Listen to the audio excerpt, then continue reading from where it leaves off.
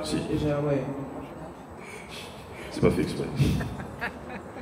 Donc là, forcément, vu qu'une femme, elle a de la testostérone, mais 100 fois moins, elle sera plus à même de contrôler son désir, ou en tout cas, ses actions seront moins guidées par elle. Ce qui ne veut pas dire qu'une femme ne peut pas ressentir du désir, ne peut pas ressentir des pulsions. Simplement, c'est soit moins fort, soit plus facile à contrôler, soit plus contextuel. Pour la petite anecdote, pour être prêt à une relation sexuelle, un homme a besoin, en moyenne, sur l'échelle de l'humanité, de 3 minutes. Une femme, pour être prêt à un ébat, dans les bonnes dispositions, on a besoin de 20. Donc ça donne à peu près la différence, on va dire, d'importance qu'a le sexe pour les deux genres. Donc, ouais. Donc, évidemment, c'est une moyenne, donc ça veut dire qu'il y a des gens pour qui c'est plus court, il y a des gens pour qui c'est plus long, c'est le principe de la moyenne, on va dire que c'est une médiane. Donc si vous dites « Ah, moi je suis une femme, je prends 2 secondes pour être prête », c'est normal, chaque individu est différent. Donc cette dynamique, en fait, souligne à quel point, en fait, on a un apport à la relation homme-femme qui est différent. Donc beaucoup de femmes, peut-être pas ici, mais en tout cas dans les grandes villes, vous disent bon, elles ne peuvent pas faire un pas dans une grande ville sans se faire emmerder, sans être sifflée, sans être mademoiselle, vous avez un 06. Voilà, donc ça, c'est un peu le stéréotype, la critique de ça, la cristallisation de ça.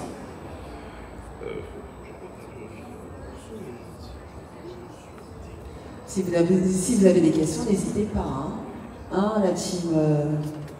C'est bon? Non? Non, tout est clair. Oh, parce que je pensais que je fais du bon travail.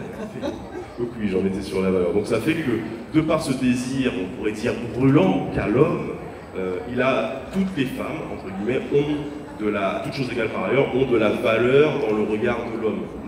Simplement parce que il a envie de faire zizi pampan, et pour faire zizi pampan, il a besoin d'une femme. Voilà. Et l'inverse n'est pas vrai.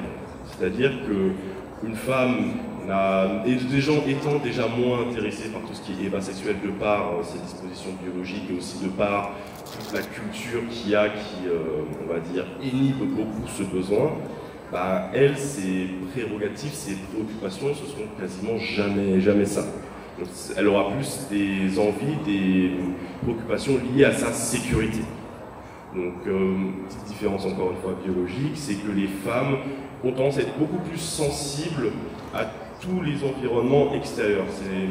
Ça vient, on va dire, du néolithique où en fait une femme avait besoin d'être extrêmement alerte de la présence de prédateurs, de serpents, pour pouvoir justement agir le plus rapidement possible et fuir le plus rapidement possible. Ce qui fait qu'elles sont beaucoup plus sensibles à tout ce qui est anxiété, stress. En France, je crois que c'est 70% des consommateurs d'antidépresseurs sont des femmes, contre 30% pour les hommes. Donc c'est dire à quel point, en termes de sensibilité, en termes d'anxiété, de stress, les femmes sont beaucoup plus vulnérables que nous, et du coup vont chercher elles plus un homme qui va les sécuriser, qui va les faire sentir que rien ne peut arriver, que tout et rien peut arriver, et justement elles vont chercher ça. Donc on va plus être dans une démarche qualitative chez les femmes.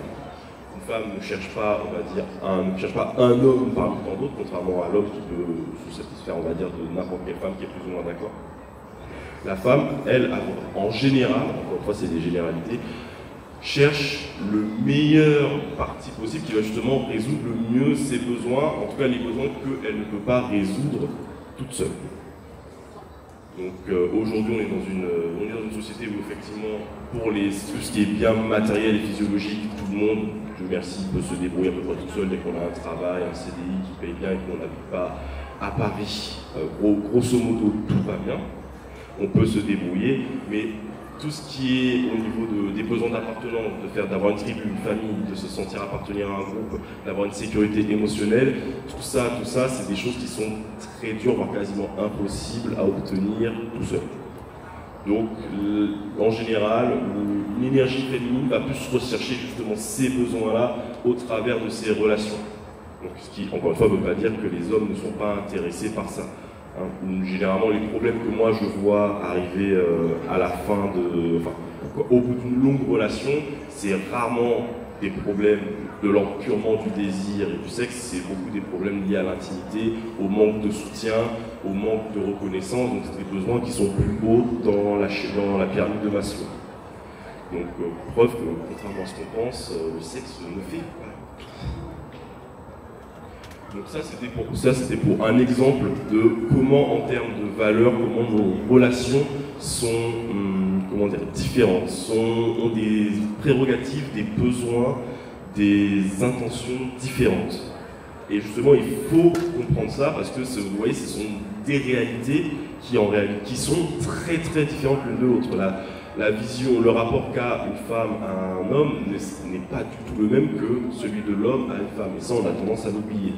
Ne serait-ce aussi que par rapport à la différence physique, en tant qu'homme, quand vous êtes grand et que vous avez une certaine corpulence, pour une femme dont la moyenne de la taille c'est à peu près 1m60, vous représentez un danger potentiel. C'est pour ça que sur les réseaux, on voit beaucoup d'hashtags, qu'on a eu tous ce courant de pensée comme les hommes sont forcément un danger, etc. Ça vient de cette différence physique.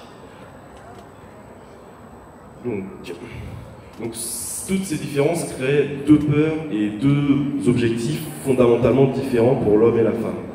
Un homme, son objectif de vie, le sens qu'il va chercher dans la vie, ça va être plus de se faire accepter par les autres, aussi bien par les femmes que par ses pairs. Car ce que j'ai dit au niveau de la valeur, c'est valable certes pour le regard féminin, mais c'est valable pour ses pairs. Si vous n'avez pas de compétences utiles, les autres hommes qui sont peut-être plus hauts dans la hiérarchie que vous, que ce soit professionnellement ou socialement, ne voudront pas forcément créer une relation avec vous, donc que ce soit professionnel, amical ou quoi que ce soit. Donc l'enjeu pour l'homme, ça va être de se faire accepter par ses pairs. La femme, elle, va être plus dans une dynamique, dans un questionnement rapport à soi. Le travail de la femme, dans sa vie, ça va être plus de s'accepter soi-même.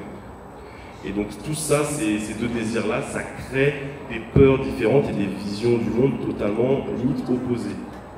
Donc c'est-à-dire qu'une femme, pour s'accepter soi-même, va devoir beaucoup travailler sur son corps, ce qui est très compliqué par rapport au maquillage, à Photoshop, au réseau. Il y a une comparaison constante, ce qui rend très difficile le fait de s'accepter, ce qui va aussi forcément rendre très difficile ses interactions avec les autres, parce que quand on ne s'accepte pas soi-même, on a une valeur en fait, on a une vision de soi qui est biaisée et on ne se traite pas comme on voudrait être traité. Donc le désir de se faire accepter par ses pairs chez les hommes va créer généralement un complexe de performance, c'est-à-dire qu'on va avoir une peur d'être sous-performant, une peur de ne pas valoir assez, de ne pas travailler assez, de ne pas faire assez d'efforts.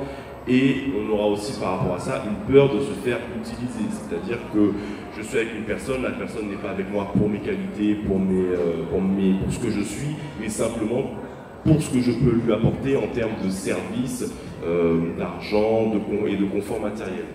Donc tout ça structure nos relations de manière très très différente et j'estime que c'est important de le comprendre pour faire un premier pas vers l'autre sexe, pour faire un premier pas intergenre, si je peux me permettre l'expression, c'est comprendre qu'on a des enjeux différents dans nos vies en tant qu'hommes et femmes, on a une vision du monde qui est différente en tant qu'hommes et femmes, et il faut en avoir conscience pour pouvoir développer une certaine empathie, comprendre que si notre copine ou notre femme a ces peurs-là, c'est dû à des raisons qui sont légitimes et rationnelles, et que si notre homme a des inquiétudes qui peuvent nous paraître absurdes, c'est aussi qu'il a des raisons rationnelles et objectives.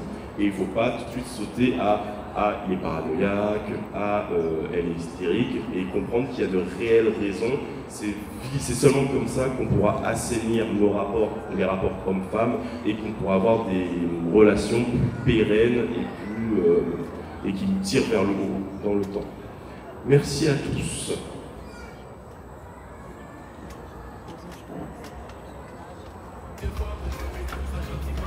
Merci Charles, merci. Il était en pleine confiance aujourd'hui, sans feuilles, sans tablette, mais il a géré comme avant. Et demain, le sujet de demain, on le rappelle? Le sujet de demain, ce sera sous forme de débat avec hypnothérapeute GP, et ce sera sur l'amitié homme-femme, pour ou contre, qui c'est qui pense que c'est possible, qui c'est qui pense que c'est impossible. Pourquoi? Donc venez, c'est aussi un débat ouvert avec le public. Donc, moi, c'est possible, hein, tout à fait, l'amitié entre hommes et femmes. Donc voilà. Hein? Ouais. Tu as déjà mon avis, mon cher Charles. On pourra en discuter demain à 11h. Ok, super. Eh bien, à demain, je te laisse aller te rafraîchir tranquillement. je